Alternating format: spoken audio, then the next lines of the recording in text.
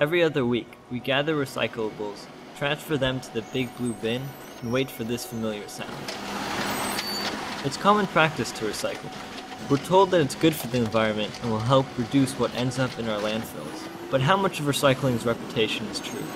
Do all of our recyclables actually get recycled? And most importantly, where does it all go?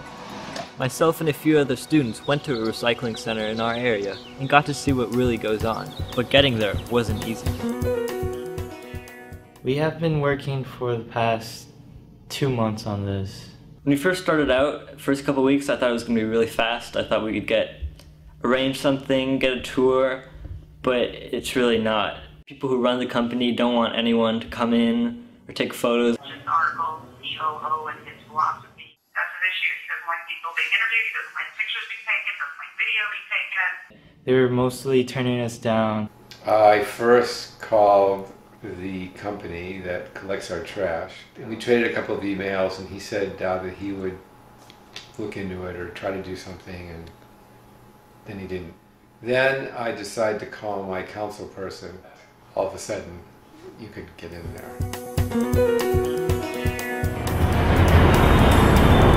So we're here at the Allen Co. Recycling Center, and we're gonna go see what goes on.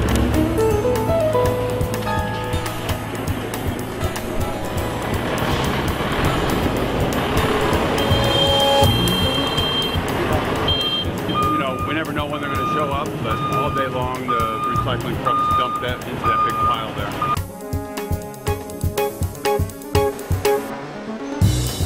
How much weight does an average truck take? Probably 3 to 4 tons. They will weigh that truck at that particular time. The materials will then be dropped onto the floor where they'll begin the process of being source separated. Up the conveyor belt and gets sorted out up there. Recycling trucks dump cargo onto the floor where bulldozers push the material onto a conveyor belt. The materials then go to a sorting area where workers separate the mixed paper from the rest of the recyclables. Glass, metal, and plastic are separated by machines. So what they do is they take off the cardboard and the mixed paper, and then they put that down the chutes, and then the trash, and the newspaper, all done manually by people. The mixed paper that was separated on the previous conveyor goes to a series of smaller conveyors where workers can sort out any trash from the paper that they might have missed before. For safety reasons, we could only film while the workers were on break. The material gets separated. Aluminum cans go into one area, plastic bottles, the different types of plastic bottles get separated.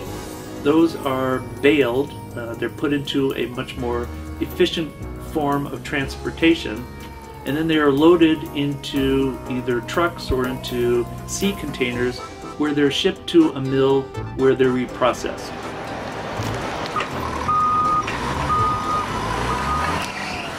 As a company, they go around to different markets and they say, hey, we've got a sea container full of PET bottles.